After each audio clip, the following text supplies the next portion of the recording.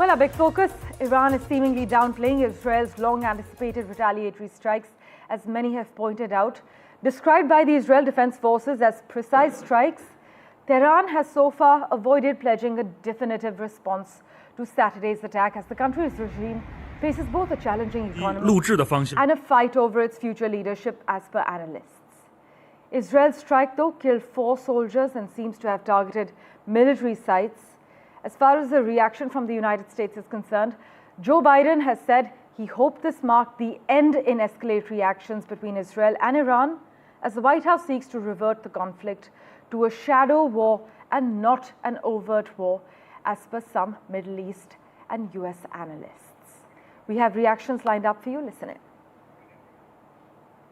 قدرت و توانایی و ابتکار و اراده ملت ایران رو هنوز درست نتوانستن بفهمن.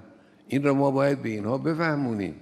کیفیت کار رو مسئولین ما باید تشخیص بدن و درست بفهمن و اون چی که صلاح این کشور و این ملت هست اون رو انجام بدن.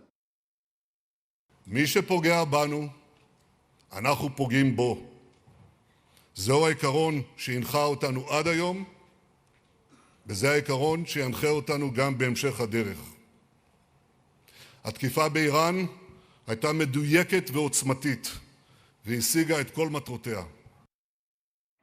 Well, Iran's leadership has said it is weighing a response to this weekend's Israeli airstrikes, as the country has called on the UN Security Council to meet today. Joining us for further clarity, Dr Reza Kanzadeh, Middle East expert and Iran analyst. Also on the broadcast with us, geopolitical analyst Irina Tsukerman. Thank you so much for making time for us on NDTV. Dr Reza, to you first. Now, some reports citing sources have highlighted that Israel's retaliatory strike against Iran took out a critical component in Iran's ballistic missile program.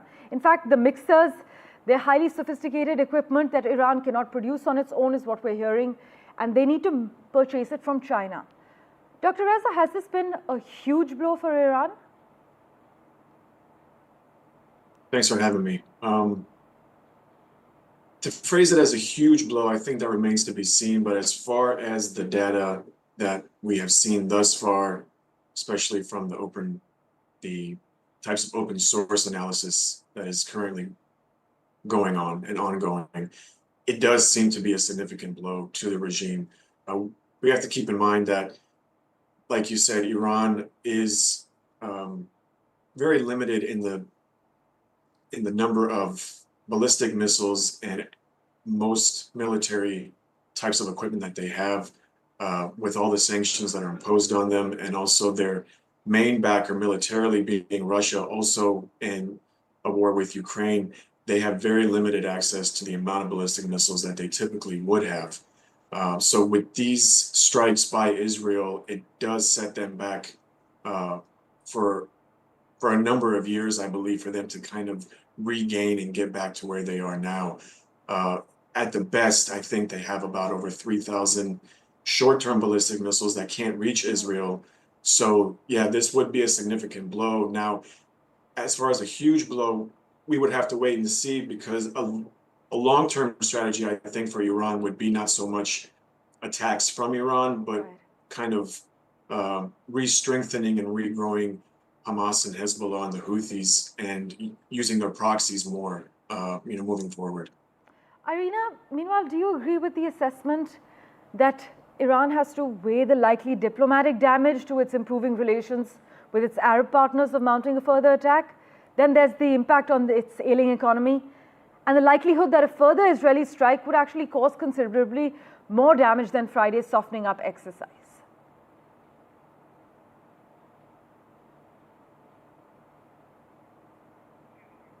Irina, I think you're on mute at the moment. I think that's partially correct. I think Iran certainly has to be careful in any future direct strikes. But however, I don't believe that this particular strike will completely eradicate its capacity. Moreover, Iran in the past has shown willingness to rely more on its other partners when it faced a critical shortage of components or weapons.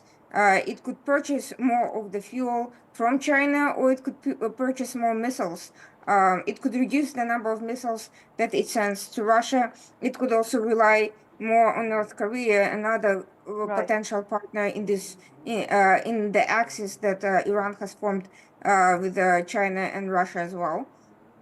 In terms of diplomatic relations, any signal of weakness on Iran's part will be a far more powerful blow to these relations than any moral or ethical considerations on its part. And right now, Iran is signaling weakness. Hezbollah has been militarily weakened. It is true that there is a growing extremism, and some of these operations have also been used as a recruitment tool for ideological warfare, but ideological warfare is a long-term project. In the short term, Iran is weakened, although it's not weakened as much as it could be. It's not completely debilitated. All of these strikes have been warning strikes to avoid escalation. They've been deterrence value. They have not been of such values that they could degrade Iranian capabilities completely or destroy some of its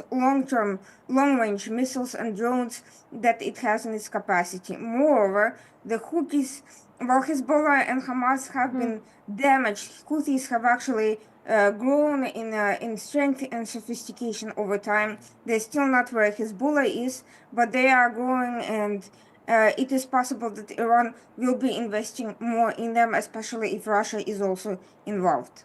Well, it has then definitely dealt a significant blow to Iran, as you've both highlighted.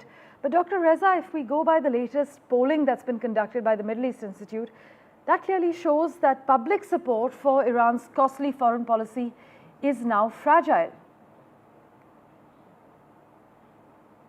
Yeah, absolutely. The Islamic Republic is being stretched thin to a point where their own survival now could be at risk. There's even very faint whispers and rumors that Supreme Leader of Iran, Khamenei, is terminally ill, and he may have maybe a year, maybe less, depending on the types of medical treatment that he gets. Right. So if we take that into consideration, also the continued domestic problems that plague the regime with almost monthly protests in opposition to the regime, and also with these strikes by Israel, going back to what we were saying earlier, this really puts Iran essentially in a box, if you will, where on the one hand they have to show strength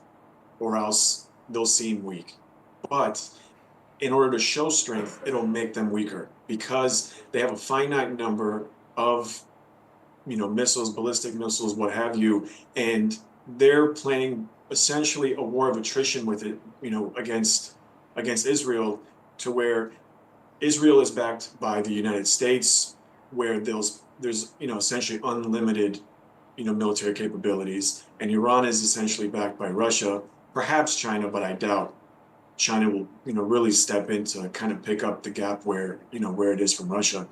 So essentially, Iran is going to run out essentially of that type of military capability. So they may show strength now in the short term, but this type of regime does not stay in power for almost 50 years without calculating that long-term, strategy. So I think because they're stretched thin at this point, regionally, domestically, internationally, with the sanctions and the loss of so much, military capabilities, I think they're going to be a bit more strategic if they do retaliate against Israel, which I doubt they will.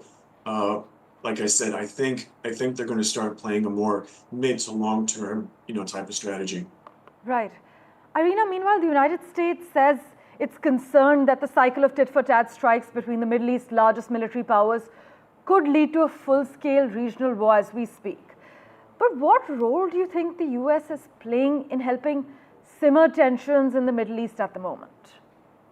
Actually, US role has been largely counterproductive because it has constrained at various points in time Israel's deterrence value. It has constrained its own deterrence value. It has limited its response to the Houthis in particular, and has given them a lifeline, not only by taking off the FTO list in the beginning of the Biden administration, but never fully reapplying sanctions and essentially playing financial games with them and making very limited strikes that did not fully degrade their capabilities, failing to disrupt smuggling operations by Iran and now increasingly by Russia, and even China is growing its hand inside Yemen at the moment.